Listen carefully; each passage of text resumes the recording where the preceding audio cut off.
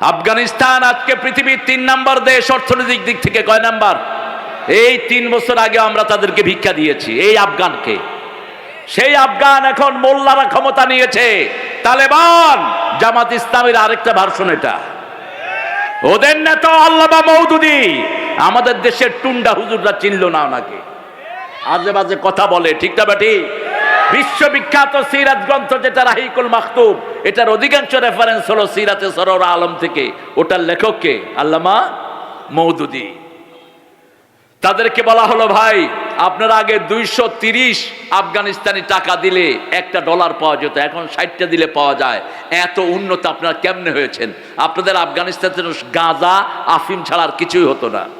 তারা বলছে আমরা কালেমাকে বসিয়েছি ক্ষমতায়, 2 নম্বরে আমরা মহিলাদেরকে ঘরে ঢুকিয়ে দিয়েছি, 3 নম্বরে চোরা কারবার বন্ধ করে দিয়েছি।